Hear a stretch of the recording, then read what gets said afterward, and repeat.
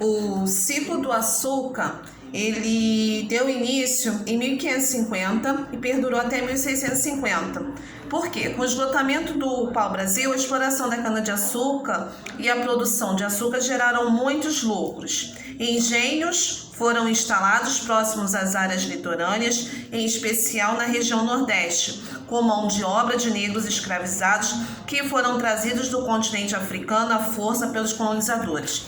Então, olha como é que muda de cenário, né? A situação. Antes era o pau-brasil se esgotou, né? O pau-brasil se esgotou, os indígenas, vamos dizer, eles tinham uma resistência menor, não eram tão resistentes, então eles foram dizimados, tá? Em grande parte, então sobraram muito poucos, né? Houve também, isso aí já é mais parte de história, se vocês não viram, vocês irão ver a questão da catequização, né, dos indígenas, né, os padres, os jesuítas, né, alguns livraram muitos índios, né, de serem escravos, né, tornando eles catequizando, né? Quando se fala catequizar, não é só questão de religião, e sim passou a cultura portuguesa para esses habitantes, para esses nativos, tá?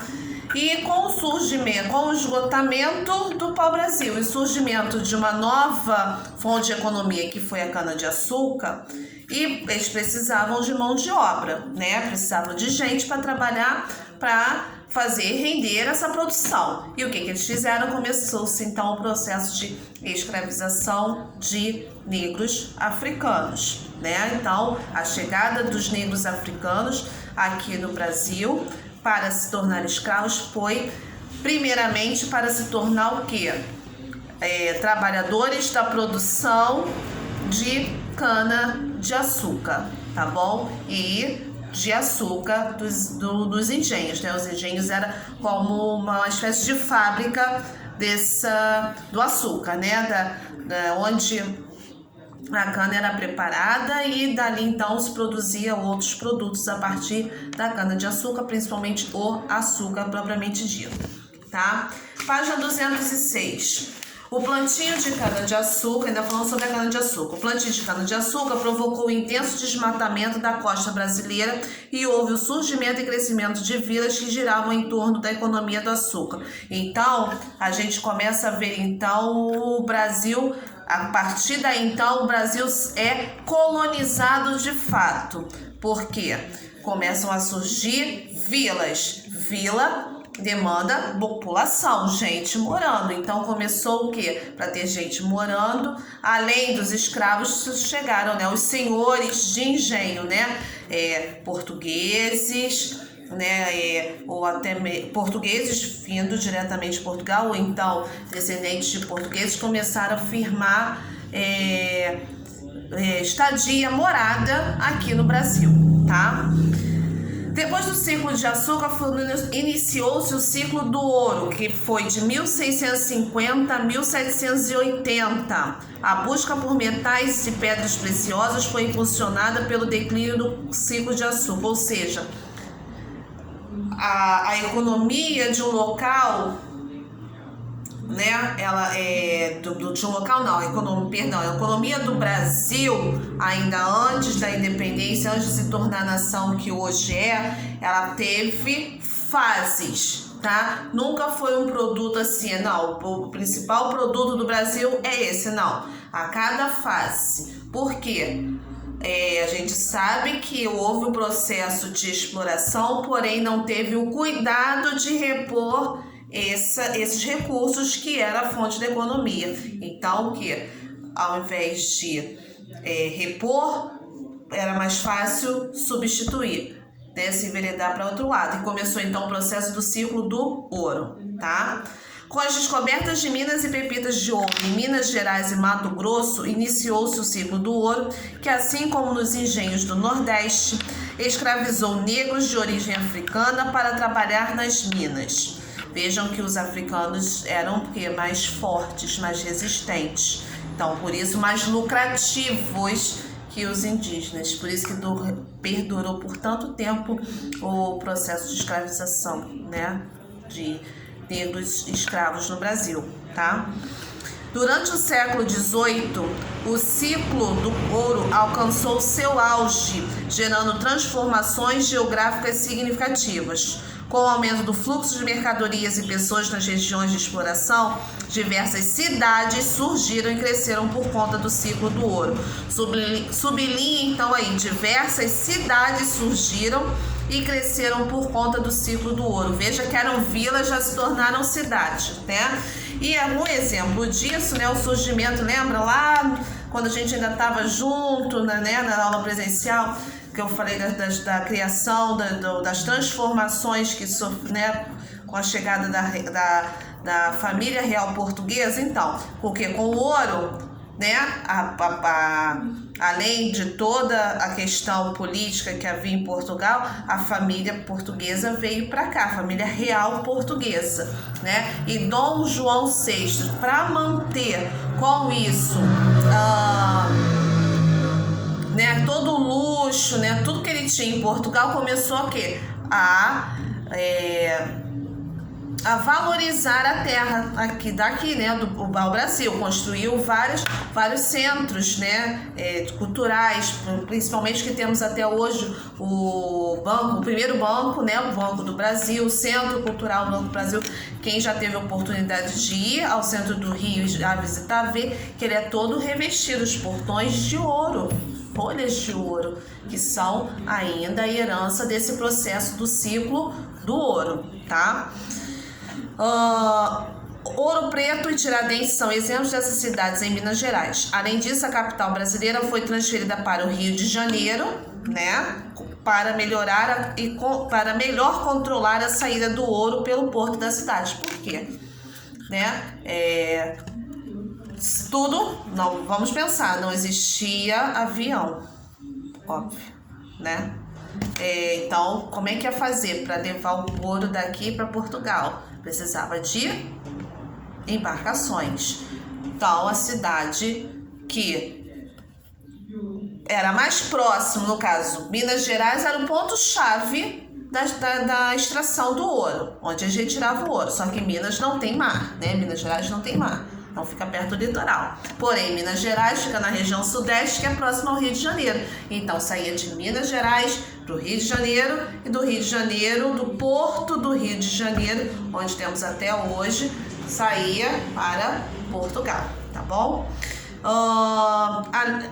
Agora o ciclo do café, que foi de 1800 a 1930. Foi um dos principais responsáveis pelo impulso da economia brasileira durante o século XIX. Veja, ó, já o ciclo do ouro acabou e começou o quê? O ciclo do café. Mas o ciclo do ouro, diferente do ciclo do pau-brasil e da cana-de-açúcar, que eram fontes renováveis, porém foram mal cuidadas, mal preservadas, o ciclo do ouro não tinha como, né, renovar. Não são matérias, é um recurso não renovável. Então esgotou mesmo, acabou, não tem mais jeito, tá? Tanto que até hoje ainda existem grandes plantações de cana-de-açúcar no Nordeste. Não é mais a fonte principal da economia, mas ainda existe, tá? Diferente do pau-brasil, que se extinguiu porque é uma planta, uma espécie mais melindrosa, que precisava de mais cuidado e não teve o cuidado necessário, tá? Voltando agora para o ciclo do café. Inicialmente, a mão de obra era negros escravizados, e com a instituição da Lei Áurea em 1888, diversas fazendas contrataram mão de obra imigrante.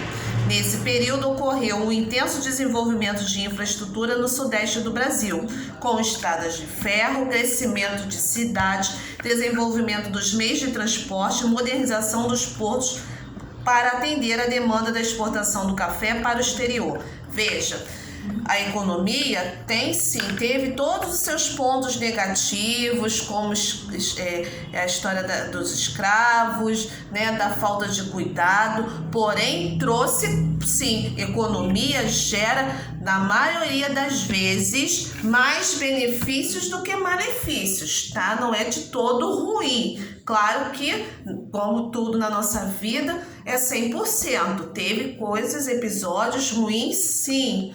Porém, na grande maioria foram coisas benéficas, tá? Viu que antes, lá no ciclo da cana-de-açúcar, eram vilas. No ciclo do ouro começou a surgir cidades e no ciclo do café essas cidades cresceram. Olha só como é que foi melhorando, né? Até mesmo o surgimento de estradas de ferro. A gente já deixa de ter apenas as embarcações como meio de transporte, passa a ter estradas de ferro, ou seja, os trens, né? As locomotivas, como se chamava antigamente, tá? As lavouras de café se espalharam por Minas Gerais e Espírito Santo, mas a maior concentração foi em São Paulo e Rio de Janeiro. Com a crise de 1929, quando a Bolsa de Valores de Nova York, Estados Unidos, quebrou, o café brasileiro deixou de ser comprado e o principal mercado consumidor era os Estados Unidos. O café perde importância na economia brasileira e abre espaço para a industrialização do país. Então vamos lá. Os negros, né, já estavam libertos, ok. Mas deixaram de trabalhar? Não, até porque eles precisavam sobreviver. Então, muitos ainda continuaram trabalhando. Porém, alguns também não queriam mais, né, por motivos diversos, se enveredaram para outros caminhos. E a gente sabe que, a gente está falando de Brasil, na Europa, né, é outro continente. Enquanto aqui no Brasil estava todo esse processo de Brasil se tornar independente, a Europa, os países já estavam, né, firmes. Teve, né, várias guerras em várias regiões da Europa e com isso muitos europeus, tá, vieram para o Brasil e para outros países fora do continente europeu tentar a vida, né? Quando um país está em guerra, em conflito, em situações ruins, principalmente economicamente, claro, as pessoas, quando conseguem, né, elas saem do seu país de origem para tentar a vida em outros países. Foi o que aconteceu. Então aqui, né, por isso que a gente tem, é um país que a gente fala, o país miscigenado. Por quê? Há várias, ninguém aqui é puro, vamos dizer assim, uma raça pura, eu sou italiano, não, aqui eu sou africano, não, somos todos misturados, tá? Então, aqui, no período do café, não tinha só escravos, tinham imigrantes, pessoas que saíram de outros países e vieram para o Brasil, tá? Então, o que aconteceu? O Brasil, nesse ciclo do café, vocês sabem que teve a política do café com leite. O governo era alternado entre Minas e São Paulo. Lembram disso na história do mês passado? Então, só que tudo, né, como a gente está vendo, chegou ao fim, esse ciclo. Por quê? O ponto principal do fim desse ciclo foi a quebra da Bolsa de Valores de Nova York, né, que fica nos Estados Unidos, que era o quê? O principal consumidor do nosso café. Se o nosso consumidor, o cara que compra o nosso produto, tá falido, obviamente a gente vai falir junto, tá legal? Então vamos agora para o processo de industrialização brasileira. Cada tipo de indústria existente é responsável por produzir um determinado tipo de material ou produto. As indústrias de base ou de bens de produção são responsáveis por transformar matérias-primas brutas, ou seja, minério e derivados fósseis, em produtos utilizados para outras indústrias, ou seja, as indústrias de base são aquelas que fornecem matéria-prima para outras. Exemplo de uma indústria de base. Não é só minério, não, tá?